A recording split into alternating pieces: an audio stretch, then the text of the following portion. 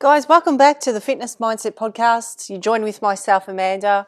And on today's episode, I wanted to have a quick discussion around, do you feel like you have no time? So it's such a common thing amongst people when they feel like they're a bit of a failure in certain areas of their life, namely so health and fitness. If I give it context, because I am a personal trainer or strength and conditioning coach. And, a common excuse you might hear, or we might hear among people, is that they feel like they struggle with time. So I wanted to dive into that today and discuss how you actually can have a lot more time up your sleeve. So a lot of us are walking around with the story that we have no time for anything. And that lack mentality leads to a self-fulfilling prophecy. So when you think you have no time, you start to look for evidence to support that. And we all have crazy busy moments. But if you walk around with the story of, well, I actually do have time for the things that matter to me, then you start to look for evidence to support this as well. And there are times where things are going really well, and we need to start to learn to celebrate these moments. When people start to embrace these good moments in life, people also start to find more time for what brings them more meaning. So, time has a big relationship with our memory and how we perceive it. And when we think about how much time we have, that's actually a function of how many memories we have of any given unit of time.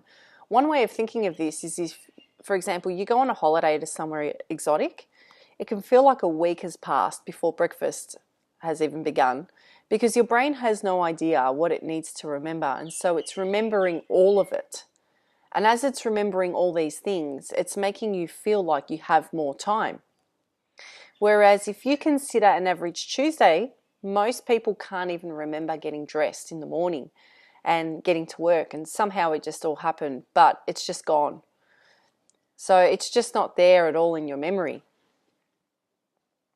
And so when you know this, you can start to manipulate this, your perception of time. You can put more memorable things into your life. I think a great question for me to ask you would be, how is today going to be different from any other day in your life? And there's a strong chance you're going to remember today a lot more, as it'll hold a lot more meaning for you. So if you give yourself more memorable days, then suddenly you're going to feel like you've got more time. Routines are great things. Like I'm a stickler for routine, and they make for good habits, or they make good habits automatic. But you don't want routines to be the only thing in your life, because then every day feels the same and life becomes boring. Like when you think about your weekend and the activities that you do that differ from your actual weekday, such as you either go out to eat at a different restaurant each week or you catch up with friends. If you can start to participate in activities during the week that you wouldn't normally do, such as, wave to that colleague down the hall that you wouldn't normally wave to, or participate in a meeting or a lunchtime club, suddenly your week becomes a little more meaningful, because you're starting to do things that sort of break your routine throughout the weekday as you would through the weekend, and all of a sudden you start to stretch out your time more. So memories are not that straightforward either. So such as like popping something into a filing cabinet, like you can't just always recall a memory exactly how it happened. So usually when we retell a story of a memory, it's most likely not going to be retold in the exact same fashion that it happened. But it's the experience we felt during that memory and how we express it that gives it the most meaning. For example, you listen to a song or the smell of a hotel soap that can instantly bring back a memory of something amazing. So in terms of time, there is 168 hours in a week. And this just helps to give a broader perspective in our life, because usually when we look at our life, we usually look at it from a week perspective. How has your week been? All that sort of stuff. So given that there are 168 hours in a week, so if you work 40 hours, that being a full-time job, then if you sleep 8 hours a night, best case scenario is most people sleep less, that is 56 hours a week. So that leaves you 72 hours for other things, which in retrospect is quite a bit of time to get other things done.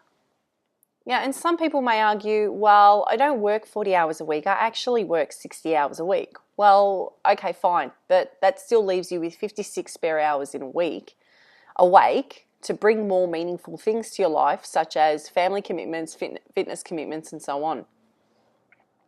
You know, even if you keep bumping up your work hours, there's still a lot of time left over to commit to other things. Now, you know, in some cases you might need to be creative how you manage this, but time really should still be an abundant thing for most people.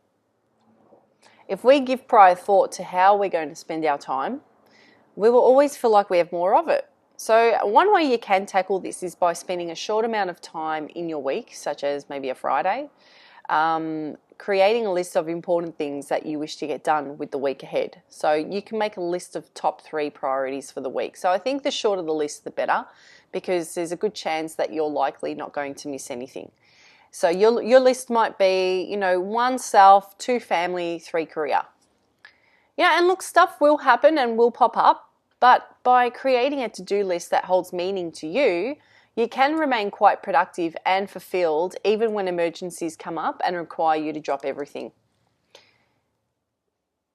So to give you a little bit of context around this a little bit, so my business mentor recently bought a book for me called, oh God, what's the name?